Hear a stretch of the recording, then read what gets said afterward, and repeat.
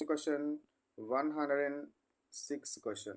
Onion juice is an example of which indicator? Which indicator? Which indicator? Olfactory indicator.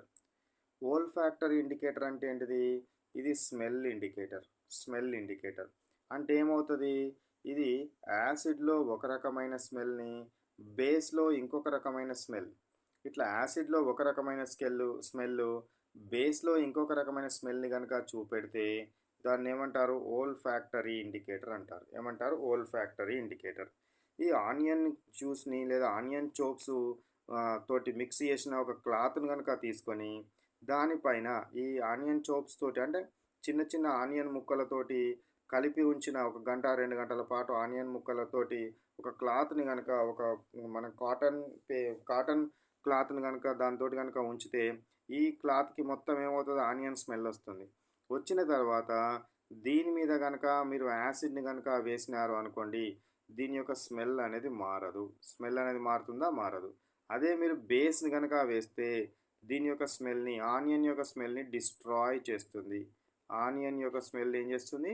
Destroy చేయడం జరుగుతుంది. ఇట్లా మనము ఓల్ఫాక్టరీ ఇండికేటర్ను మనము గుర్తుపట్టుకోవచ్చును. ఓల్ఫాక్టరీ ఇండికేటర్ని మనం ఈ విధంగా చేయవచ్చును. నెక్స్ట్ క్వశ్చన్ 107 క్వశ్చన్ చూడండి. What happens to onion smell in base? Smell, onion smell ఏమవుతుంది? డిసప్పియర్ అవుతుంది లేదా డిస్ట్రాయ్ అవుతుంది. మీరు ఏం చేయాలి? ఆనియన్ చోప్స్ తోటి మిక్స్ చేసిన ఒక క్లాత్ని తీసుకొని ఈ క్లాత్ మీద మీరు కనుక బేస్ని కనుక వేస్తే ఈ ఆనియన్ స్మెల్ ఉండే ఈ యొక్క క్లాత్ యొక్క స్మెల్ అనేది డిస్ట్రాయ్ అవుతుంది, డిసప్పియర్ అవుతుంది. అదే ఒకవేళ యాసిడ్ని కనుక వేసినారనుకోండి, స్మెల్ ఏమాత్రం మారదు.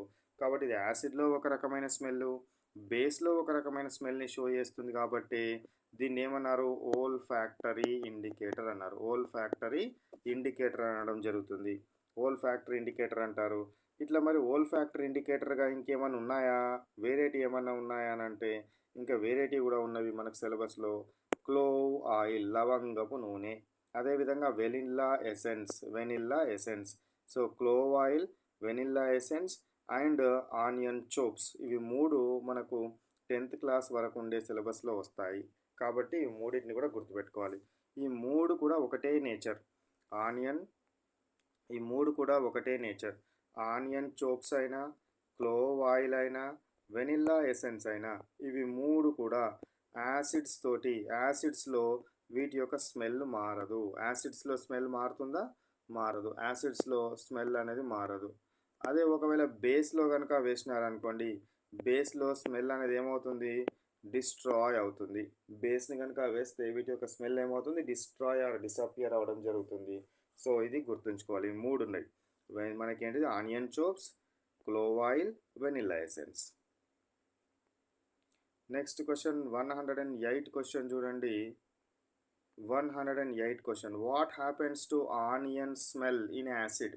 ఆనియన్ స్మెల్ ఇన్ యాసిడ్ అంటే ఏం చేయాలి? ఫస్ట్ ఆనియన్ తీసుకొని దాన్ని చిన్న చిన్న ముక్కలుగా చేసి ఆ ముక్కలతోటి ఒక చిన్న క్లాత్ని, కాటన్ క్లాత్ని ముక్కలతోటి ఒక గంట 2 గంటలు ఒక దగ్గర కనుక ఉంచితే, ఒక దానిలో వేసి ఒక గిన్నెలో వేసి కనుక ఉంచితే ఈ యొక్క క్లాత్కి ఏమొస్తుంది? ఆనియన్ స్మెల్ వస్తుంది. వచ్చిన తర్వాత ఏం చేయాలి? ఈ క్లాత్ మీద 1 or 2 డ్రాప్స్ ఆఫ్ యాసిడ్ని కనుక వేస్తే ఈ స్మెల్ ఏమన్నా మారుతుందా? మారదు. స్మెల్ అనేది మారదు, అదే విధంగా ఉంటుంది. అదే ఒకవేళ కనుక బేస్ని కనుక మీరు వేసినారనుకోండి, ద స్మెల్ ఏమవుతుంది? డిసప్పియర్ అవుతుంది లేదా డిస్ట్రాయ్ లేదా డిసప్పియర్ అవ్వడం జరుగుతుంది అనే విషయాన్ని గుర్తుంచుకోవాలి. యాసిడ్లు అడిగినాడు కాబట్టి స్మెల్ అనేది రిమైన్స్ సేమ్, స్మెల్ అనేది మారదు.